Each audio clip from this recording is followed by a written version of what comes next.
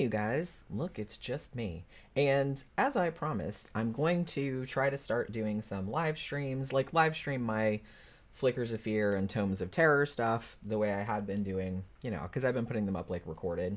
And we thought maybe it would be better to live stream them and kind of do them at off times or like different times than our regular show. So maybe we could pick up some viewers that don't usually get to see the show live, maybe give them something to look at.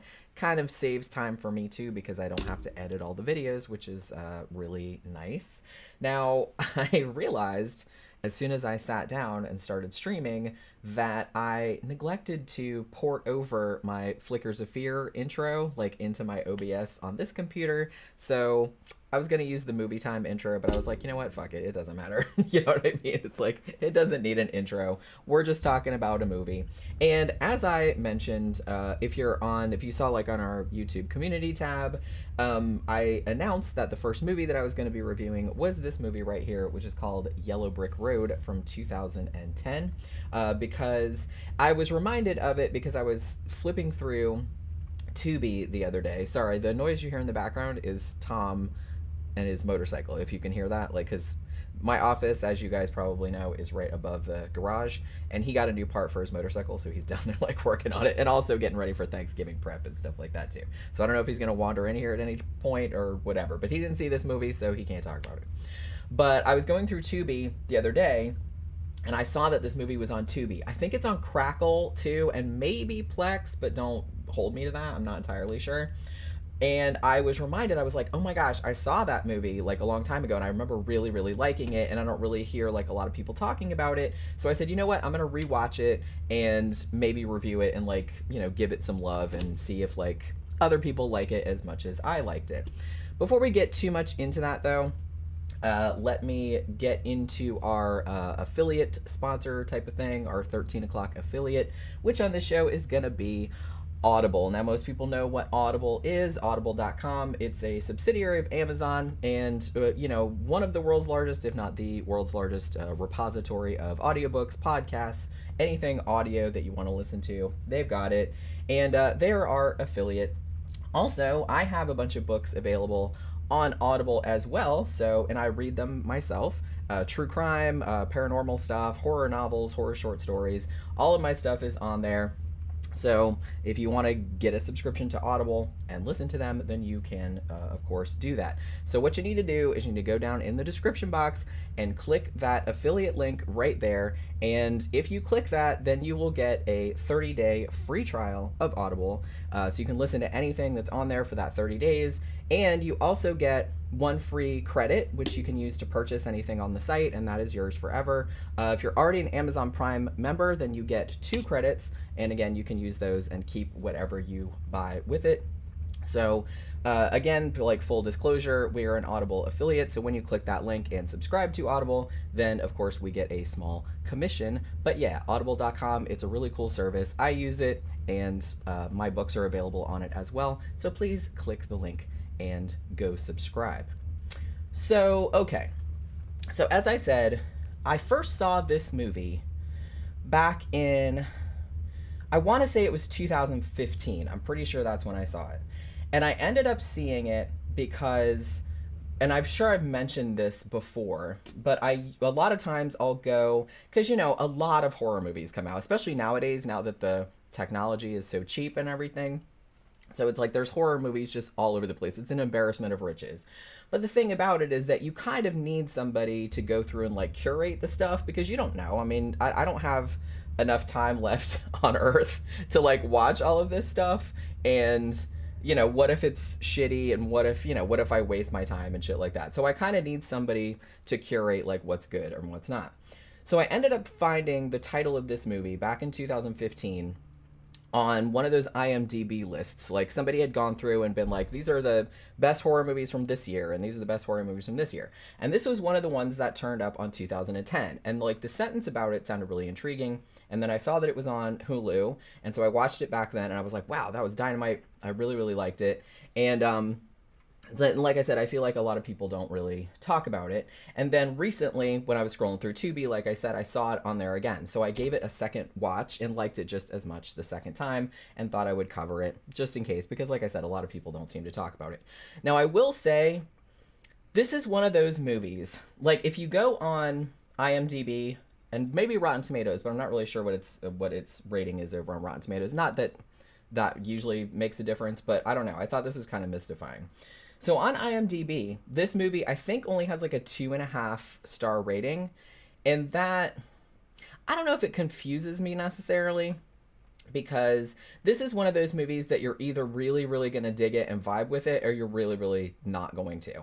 So I'm going to say if you're real into more like traditional type horror, like, you know, super gory, super action packed, stuff like that, you might not dig it. This isn't super experimental or anything like that, but it is kind of cerebral, I guess. Has a little bit of a surrealistic, not, I don't want to go too far in that direction, but it does have a little bit of a surreal psychological horror kind of thing. Almost abstract, but not quite. So, and I'm gonna say too that it has a very, very ambiguous ending. So if you kind of just like horror that's all wrapped up in the end, or like you everything explained or something like that, then you probably will not like this because it leaves a lot of questions unanswered. But I think that was one of the things that I really liked about it. But I understand that some people don't like that, and hence why this is kind of like in the middle. And it's weird because I read some reviews on IMDb like when this came out, and you know, a lot of people really dug it like I did, but then the people that hated it really hated it. You know what I mean? To me, it doesn't seem like that divisive a film, but maybe, I don't know. Maybe it is. Maybe some people just really, really cannot stand like ambiguity. But you know, whatever. Different strokes, different folks. I'm not gonna like shit on other people's taste in horror movies because that's like a stupid thing to do. So basically, what this movie is about. This was actually the directorial debut of Jesse Holland and Andy Mitten. Now, I believe this movie was made for only $500,000. That's at least what I heard. It doesn't say on Wikipedia, but I found that somewhere else. I don't know if that's accurate. You know, obviously $500,000 is a lot of money, but not for making a movie. And I think they did a really good job, like within the budget. Hi, Richard Brown. What's going on? A little bit of cosmic horror. Yeah, this definitely does have a little bit, not so much like in a Lovecraftian kind of thing, but just in the sense that, I don't know. Like I said, it leaves it ambiguous, and it's like forces larger than us that are like doing things for their own amusement, maybe, or something. But they don't really explain like what that is. So, like I said, if you don't like shit not explained, then this might not be for you. I will note that this movie did win Best Film at the New York City Horror Film Festival in 2010, like when it came out. So some people did recognize that it was cool, but like I said, a lot of people that reviewed it really, really didn't seem to like it. But then the people that really liked it. And actually, if you look, I can't remember what the name of it was, but if you just search Yellowbrickroad, and it's all one word, like it's all run together, review, I think it comes up on like the first or second page of Google. Somebody wrote this really long, really articulate essay like about the themes of this movie. So I mean, I really liked it. Like, I read it a couple times, and I'm just like, wow. So it just has like a big long analysis. It kind of invites that sort of analysis, I guess, which I like that kind of movie. But you know, like I said, some people don't. So and like I said, I think the main criticisms that people had about this movie was that they thought it wasn't gory or scary enough, which, fair enough. It's not real gory, but I will note that one scene in particular, if you've seen the movie, then you probably know what I'm talking about, is pretty fucked up. And I thought it was much more affecting for being unexpected. You know what I mean? Because if you have a movie that's just kind of like wall to wall gore and violence and stuff, you kind of get inured to it like after a while, so it's not as shocking. This movie, I will say, like when that scene happened, the first time I saw it, like my fucking jaw dropped. I was like, holy fucking shit, because I was like totally not expecting that to happen. And it just kind of comes not necessarily out of nowhere. There is like a little bit of a build up, but I wasn't expecting it to go that extreme, like that far. But it's not like wall to wall gore, like I said. But there are strategic moments of violence that are very, very shocking for being unexpected, like I said, which I think I liked about that. And a lot of people, like I said, didn't like the ending. So if you don't like ambiguous endings, like I said, then you're not going to probably dig this either. So what this movie is about, I don't know if I necessarily, well, I don't know. I don't even know if you can kind of spoil this movie because the premise is so weird. But, I'm going to just try to discuss it, like, as far as that goes. Now, I have seen this movie compared to the Blair Witch Project, which sorta, just in the sense of people getting lost in the woods and getting disoriented and there being, like, some unseen force or something that's kind of, like, after them. But I think that's kind of as far as that comparison goes. This isn't found footage necessarily. It does have a little bit of a found footage thing because, sometimes there's a psychiatrist on the mission and he's like filming them and stuff. So that is sort of found footagey. But generally, it's not a found footage movie. But honestly, I've also seen it compared to Session 9, which I think is kind of a better comparison. It's nothing like the plot wise or anything like that isn't like that, but just like the vibe that it gave me and the way it made me feel was kind of similar to the way Session 9 like made me feel, you know what I mean? So it's kind of the same vibe. It doesn't really have anything to do with what the movies are about or anything.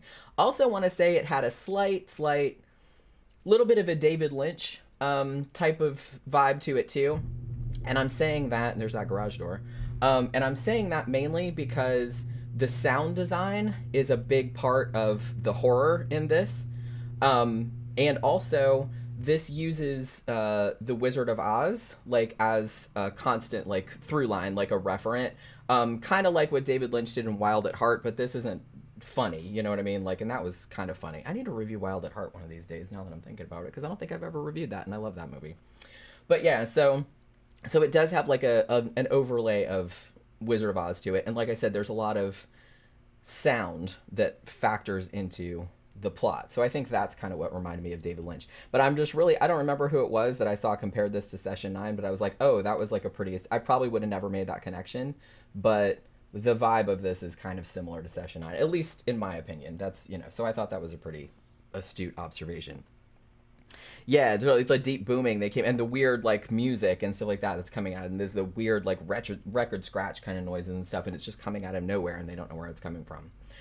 So the plot of this movie, basically what happens and what you see in the opening credits is that back in 1940, there's a little town called Friar, New Hampshire, and in 1940, inexplicably, almost all of the residents of the town, they went to their little movie theater and they watched The Wizard of Oz, which was like their favorite movie. They'd seen it like so much that they said like the film was like in tatters because they'd watched it so many times. They just watched it over and over.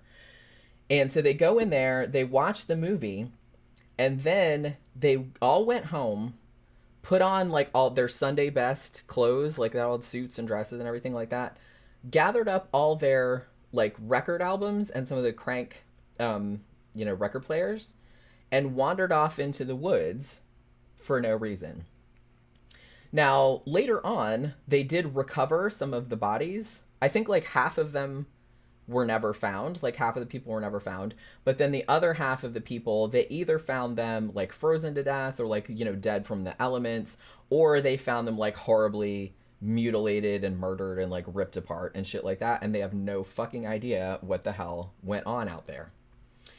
So this is like a mystery that's persisted since 1940 about this town, and it's kind of become something of like a legend. So after that's established, we have the main characters who are like a husband and wife team named Teddy and Melissa Barnes. And they're filmmakers. Like, he's a photographer, and I guess she's some kind of folklorist or something like that. And they're collaborating. They want to collaborate on a book about this mystery. And they're also bringing along a friend of theirs whose name is Walter, who's like a psychiatrist, and he's going to be there to keep track of everyone's mental state, like during the trip or whatever. So they get this grant to do this. What they're planning on doing, because they got all of this information about the town, which apparently was like really hard to get. So they got all this information, and they're going to go to Friar, New Hampshire, and they're going to follow the same trail because they want to find out what the fuck happened to these people, because no one has been able to figure it out. Like, it's a total mystery. So they kind of, okay, so they get together, this team. So they have their friend, the psychiatrist, like I said. They have, I think it's like a brother and sister, and they're like map makers. They hike trails and like make maps and stuff. They have an intern, and then they have another guy. I can't remember. Oh, I think the other guy is like a survivalist type of dude. Like, he goes like camping or whatever, so he like knows all about that kind of stuff. And was that it? I want to say that was it. Oh, and then when they get to Friar, New Hampshire, they had the GPS coordinates for the trailhead, like the trail where the townspeople like set out from. But when they get to the town, they find out that the coordinates lead them to the movie theater, which is the last place where all of the townspeople were before they took off into the woods. And they're like, well, okay, that doesn't make any sense. So now they kind of get disappointed. They're like, we came all this way. And it's like, now we don't know where the trailhead is because obviously it's not the movie theater. So they're in there, and everybody in town, like the few remaining people who are, obviously younger now and shit, because I guess people moved back in, or these are like the relatives of people that wandered off into the woods or whatever, but it's still like a really small town. So everyone is like really hostile towards them. Nobody wants to talk about it. Nobody wants to talk to them, and they don't like that they're there. Like, I think even before they go, like they get all these phone calls. It's like, don't come here, and like all this other kind of shit, because everyone just wants to kind of forget about it. And so the guy at the kid who's working in the movie theater, he's just like, are you guys like retarded or something? It's like, this is obviously a movie theater and not a trailhead. Like, get out of here. Like, you have to pay to go to a movie or whatever. But then there's another girl, like a young woman, and she works there. And she's like back at the like popcorn, like the concession stand. And she's kind of like going like, hey, come here. You know what I mean? And so Teddy goes back there, like he pays to get in. The other ones go outside. And so he goes in there. And she's like, yeah, I know where the trailhead is. It's like, my grandfather used to come here all the time, and he told me about it. So she's like, so I can show you where it is, but you have to take me with you. She doesn't seem, let's put it this way. She seems like a nice enough person, but she doesn't seem entirely stable. However, she does have all of this information, and so Teddy is kind of obliged, I guess, to like let her go along, even though it seems like it's probably like against his better judgment, right? So she goes along with the team. So they find the trailhead, and the reason that this movie is called Yellowbrickroad is obviously because of the whole Wizard of Oz, thing that they're doing, but also because at the beginning of the trailhead, which they eventually do find, there's this kind of rock, and it has Yellowbrickroad like inscribed into it, and that's where the trailhead is. So they set out.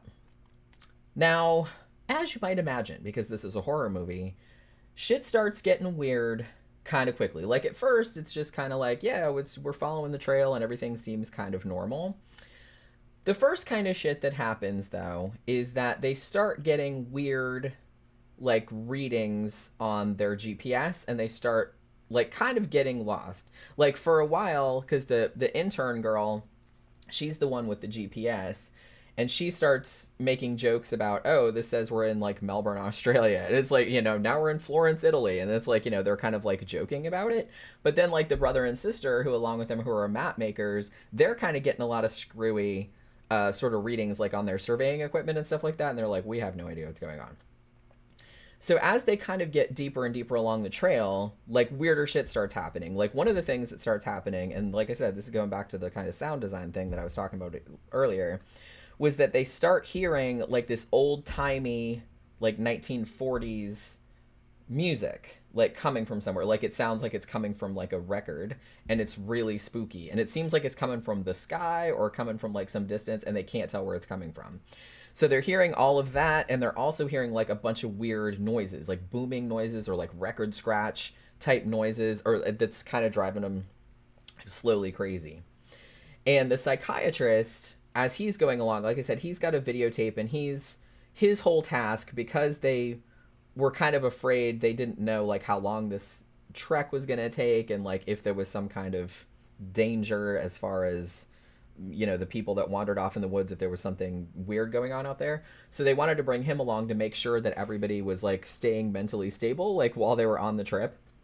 And so so periodically, like throughout, like while they're going on the trip, he's like filming, like just asking him to do like, what what do you associate with what smell do you associate with the color red, like things like that. So he's just trying to like determine that like nothing's going on. But as time goes on, like they start giving weirder and weirder answers, and the people start getting like more and more unhinged a little bit, but in different ways. I think it kind of like depends on who they were to start with, um, as far as like how their mental state starts to deteriorate. You know what I mean? It's not the same for every single person. But as they go on, it's just they just start doing crazier and crazier shit. It seems like they're getting these weird coordinates that makes it seem like they're spiraling inward towards something, and they can't figure out, like I said, where all this noise is coming from and shit like that. And then shit gets like more and more horrific like as time goes on. So so like I said, I don't want to spoil too much of it, and I don't want to spoil the ending, because the ending I feel like was left open to interpretation, and that's why there's been like some kind of, you know, I would want to say kind of scholarly analysis like about this movie, because it does kind of invite that, at least the way it ends, and especially because it's so closely linked with Wizard of Oz. I definitely think there's some kind of thematic resonance, like some kind of point that they were trying to make there. I have some theories about it, but I'm not really sure if I'm correct. I actually really liked the ending, but if you, like I said, if you want something like really explained to you and shit, then you're not going to be a happy camper, because this explains pretty much absolutely nothing. And like Richard, I'm glad you brought up the cosmic horror thing, because I might not have phrased it like that, but now that you mention it, it is kind of like a little bit of a cosmic horror story, because you never do find out what, like, why these people suddenly wandered off. Like, what is that in the woods that's luring them there, because it does essentially seem to be luring them. And so, and then they get there, and then like they start going crazy, or they start killing each other, or something like that, but you don't really know what the force is that's doing it. Is this a being of some kind? Is it just some weird like anomaly that's not intelligent? Like, they don't really tell you. But like I said, I think I like that better, because, and I've said this before lots of times too, I prefer it in horror where you don't over explain. To me, it's like much scarier if you don't explain shit, like if you don't give it any context. Give it a little bit of context just so you can get like a slight handle on it, but the more you explain it, the less scary it is. And so the reason that I think this movie was real creepy to me and stuck with me after all these years, because like I said, I saw it like a long time ago, and you know, wanted to revisit it because I remember liking it so much, was, I don't know, there was just something about it that was like really got under my skin. Yeah, Picnic at Hanging Rock. Yeah, that's another good comparison. That's another good comparison, where they just kind of leave everything. See, to me, that's scary, because Picnic at Hanging Rock to me is like one of the creepiest movies ever made, because nothing is explained. You never find out what happened. Never. And you don't in this one either. But that's okay. Like I said, to me that's scarier, because then it gets your imagination working. You know what I mean? And I think that's what horror should do. So yeah. I mean, if you're a fan of kind of like real smart or like subtle horror, I think you might really dig this. And like I said, if you like stuff like Session 9 or Picnic at Hanging Rock, or like I said, this gets compared to the Blair Witch Project a lot, but I can see where they're coming from with that, but the vibe of this is different to me. There's like something different going on in this one that's not really going on in the Blair Witch Project. I like the Blair Witch Project, I'm not saying that, but I think this is a different kind of movie. There are some surface similarities, but I don't think like the similarities are in particularly in depth. But yeah, I really liked the shot compositions in this. I really liked the editing, and there's just, through the whole movie, there's just this real, just very palpable sense of like dread and unease. You never really know, because you never know what's going on. They don't know what's going on. And you're kind of put in the same boat as them. You're just as disoriented as they are. And to me, that made it like really, really frightening. Commander says, I love this movie. I did too. I just thought this was so great. And like I said, I don't hear a lot of people talking about it. And this is actually, you know, for this review, this is my second time seeing it, because I saw it the first time back in 2015, and I just remembered really liking it. Like, it really stuck with me. And now that I rewatched it a second time, I can really see why. I can't say that I have any new theories about it, but Again, that's okay because I like everything that's kind of ambiguous and subtle like this. I like too, which I guess this is kind of different to Blair Witch Project too, but I like that most of the horror in this takes place in the daytime, in broad daylight. I like that because some horror movies, and I'm not saying like dark isn't scary, like nighttime, it's obviously it is. That's why a lot of horror movies are set at night or in the dark or in the shadows or whatever. But I always admire a horror movie that can scare you and not use that as something to lean on, which this one didn't. I don't know. There wasn't really much scary shit in this that happened at night. There was a couple things, but I think most of the scary shit that happened in this was like in the daytime because obviously they were traveling during the daytime. So a lot of the creepy shit took place in daylight. So so I like that because that's much harder. It's much harder to make a horror movie that scary that's almost all in the daytime. Like you don't have like shit popping out of the dark or anything like that. Which like I said, yeah, I get that. It's scary. But it's just I don't know, the tension in this really really well done. Like the whole time you're watching it, you just feel like really uncomfortable and like kind of off kilter, like I said, because you don't really entirely know what's going on and you're just kind of on edge the whole time because you're just like, well, this could just go any direction and like all the characters are getting more and more disoriented and you don't know what they're gonna do. Like, are they gonna flip out or you don't know what's going on, they don't know what's going on, and I really like that. So this whole sense of like displacement and it just keeps like escalating like as the story goes on and it's kind of like paralleling the characters' mental states as they're just like losing their marbles and not really knowing what's happening. So I think that's great. Richard Brown said, did they make any more films? I looked it up. They don't have a Wikipedia page or anything like that. I think this might be their only one at some, which is really a shame because this was a really good movie. And I thought that because it had, because it won an award back in 2010, I thought maybe that would kind of like launch them into something, but it really doesn't seem to have. I'll have to look it up, but I didn't really see anything else other than maybe, I think they maybe made some short films, but I'm not really sure about that, but I'd have to like look it up. Another thing I liked about this too was that all of the characters were all pretty likable. Like some of them were kind of douchey or whatever, but not like, I don't know. I see a lot of horror movies where like the characters are just like, oh my god, I just want to punch all these people in the face. These people seemed, these people just seemed like regular people. You know what I mean? They weren't like over the top or anything.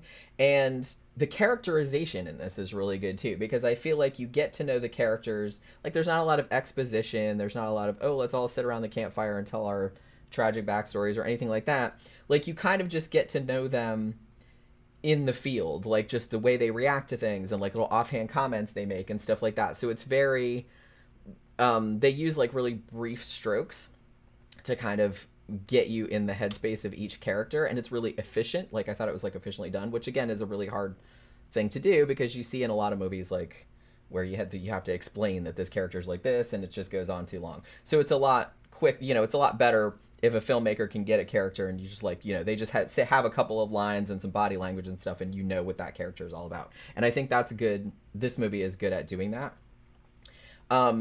There are, like I said, there are some kind of funny moments in this. Particularly I kind of laughed when the GPS first starts to go, and this is before anything goes super, super bad. So the GPS starts going fucked up and like starts telling them they're like in all these different crazy places like around the world where they obviously aren't. But at first that's kind of the only thing that's going wrong. So they just kind of think it's hilarious. So they're just like making jokes about it. It's like, oh, where are we now? And it's like, oh, we're in Florence, Italy. And then they all start speaking Italian and stuff like that. So it's like, so it has funny moments like that, but the funny moments they seem like organic, just like coming out of the characters. Like that's what would really happen. Like if you were out in the woods and that started to happen, you would just make jokes about it. It doesn't seem like like the humor is just like shoehorned in to release the tension or whatever, which is another thing that kind of bothers me in horror movies, at least if it's like really obviously done. I don't mind humor in horror movies. And I like horror comedies too, but sometimes you see in horror movies like it's like, oh, we got to throw in something funny to like release the tension from the scary scenes. It's like you don't necessarily have to do that, but I think that it was well done here because it didn't seem affected. You know what I mean? It just seemed like it was just a natural outgrowth of the characters, which I liked. It seemed spontaneous. And as I mentioned earlier, very little violence and gore. However, there is one scene in particular that just kind of comes a little bit out of nowhere, or at least is a lot more extreme or a lot more shocking than you would expect, like given how the movie has been going up to this point. And the first time I saw this movie, I was just kind of like, holy shit. Like, I was not expecting it at all. So I think that the fact that this movie is, as far as violence and gore goes, is really restrained. And I think that really helped it, because the couple times when something violent and gory does happen, then you're just kind of like, holy fucking crap. Like, it's super, super shocking. So I think they did like a really good job doing that too, because it really like shakes you up. You know what I mean? You're not expecting it, because that wasn't the way you thought the movie was going to go, because it's been pretty subtle like up to now. So again, other than like all of the other things that I've just talked about that I really liked about this movie, I think one of the things I liked best about this movie was maybe the thing that caused the most contention among the people that really didn't like it, like over on IMDb, which again was its ambiguity. They never tell you how much of this journey is real, how much is, you know, in the characters' minds, like how much is this reality, is it a mass hallucination, perhaps, did they even go there, you know, is this some kind of supernatural force, whether intelligent or not, that's like leading these characters to their destinies, perhaps, or maybe is it something inside themselves that's, you know, leading them toward their own destruction, like they brought it on themselves maybe. And they kind of leave it open for sort of like either interpretation, you know what I mean? Like, you're led to believe that it's something supernatural because there are apparently things happening like outside. Like I said, you do hear the music like off in the distance, they all hear it, and like the sounds and stuff. And, you know, it is true that their GPS is messed up and their, you know, map coordinates are coming out all screwy and stuff like that, and they can't find their way back because they seem to be spiraling towards something or other that they can't figure out what it is. So but you could, like I said, kind of read it each way, especially because each character kind of loses their marbles like in a specific way that has to do with their character, you know what I mean? And like I said, this is kind of where the Wizard of Oz touchstones are really relevant, because I mean the whole theme of the Wizard of Oz is, you know, journey ends where it began, you know what I mean? It's just kind of like Dorothy, she gets carried away to this fantastical land, but then through all of her adventures there, she learns that, well, my happiness was right here, like back home. So I think that that really kind of ties into the theme of this as well. But this movie, not like Wizard of Oz, because Wizard of Oz had kind of like a happy ending. This one is kind of like the dark side of Wizard of Oz, because this one, I read it as almost kind of like nihilistic. You know what I mean? Because pretty much, I mean, pretty much everybody dies, almost. And the one character that survives, they kind of manage to get back to the trailhead, but then once they get there, it's like nothing's the same. You know what I mean? And like I said, that's as much as I want to say, because I don't want to spoil it if anybody hasn't seen it. But it's just like, I don't know. It's really hard to describe. Richard says, I've heard people describe this one as Lovecraftian. Do you agree? I don't know if I'd go so far as to say Lovecraftian, because I think that, I don't know. I think that Lovecraftian and cosmic horror are used like interchangeably, but I don't necessarily think they're the same. I think Lovecraftian horror is like a subset of cosmic horror. I would call this cosmic horror. I don't know if I'd call it Lovecraftian horror, because I think that has a different connotation. I think people, when you say Lovecraftian, they think, oh, like elder gods and like tentacles and shit like that, which this, it could be that, but I don't know. I just kind of read this one as like, I don't even know if the force that's luring the people into the woods, if that's what it is, I don't even know if it's necessarily intelligent. And if it's not, that kind of makes it scarier. I don't know why that is. You know what I mean? Like, I don't even know if it's a being. It might just be like a force of nature that's like not even trying to do anything. It's just, these woods are just like that, and so people are just lured in there like because of their own whatever. And it's just like, to me, that's kind of a scarier concept. But like I said, you could read it either way. It could absolutely be like a being out there. DVD Dragon says, tell Tom his motorcycle noise increased my testosterone level. I will be sure to tell him that. He's been working on it down to the thing. Like I said, I'm not really sure like how much of it you can hear like in this microphone, because it seems when I'm recording and the garage door goes up or down, or like his motorcycle, it's like really really loud, and like I usually have to take it out because it sounds loud to me. But yeah, so let's see. I've been on for like 40 minutes, so I might have to like wrap this up because I have a appointment in a little bit.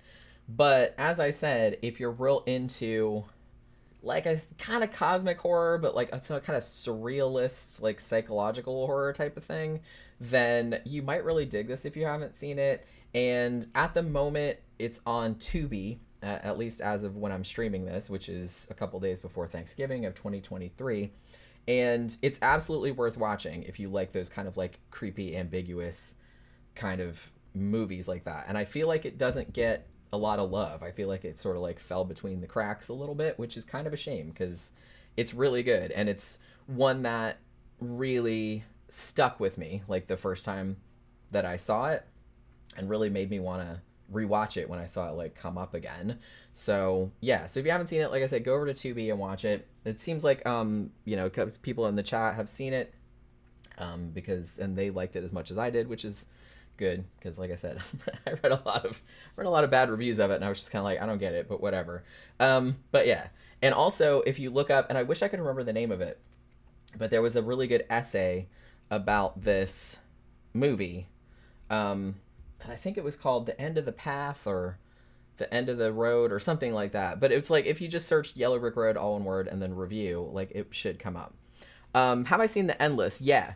And actually, you know what? I should review that one too, because I think that's due for a rewatch. I saw that probably 5 years ago now, I want to say. Maybe more. I don't even remember what year that came out. What year did that come out? 2013, 2014? Or was it more recent? I saw it a few years ago, and then for whatever reason, I didn't review it. But I was thinking about it the other day because I saw it come up on one of my streaming services, and I was just like, oh yeah, shit, I should totally talk about that one too. Maybe I should do like a whole cosmic horror thing, you know what I mean? Because I really like that kind of, because that's definitely cosmic horror. I can't remember if I would call it overtly Lovecraftian, but it's definitely cosmic horror. Like I said, this one, I don't think I call it Lovecraftian, but I would definitely call it cosmic. And it's definitely kind of surreal too, but not so much that that you can't tell what's going on. You know what I mean? It's just kind of like leaves a lot of questions unanswered, which I know a lot of people don't like, but I like it. But yeah, so I guess I'm gonna wrap this up. Remember to click the link in the description box down there for a free 30-day trial of Audible, because I get a commission from that link when you click on it, and subscribe. And I will see you guys again tomorrow for our main show. Tom will be back for that, obviously, and we're going to be talking about analog horror, backrooms, liminal spaces, all that kind of stuff. So that should be like a really fun, creepy, entertaining show. And of course, if you're in the US, that's Thanksgiving Eve. So we've already started doing Thanksgiving preparations because you know how we do. It's like we make so much food and it just takes us weeks and weeks to eat it all because you know how that rolls. But yeah. All right. So I'm going to wrap it up. I will see you guys later. Thank you guys for dropping by. I might be back. I might do another one of these on Friday, and it'll probably be a book review, but it might be like a short story novella situation because I don't have a lot of time this week. But I might be doing The Pram by Joe Hill, which if you have, sorry, my phone's ringing. If you have Kindle Unlimited, you can read it for free on there. I think it's only 60 pages or something like that. So I'm going to read that over the next couple days, and I'll probably come back on maybe Friday sometime to review it. I'll let you know like around what time it'll be or something like that, or if I have to move it to another day, because I might have to. But yeah, so thanks for dropping by, everybody, and I'll see you guys again tomorrow. Good night.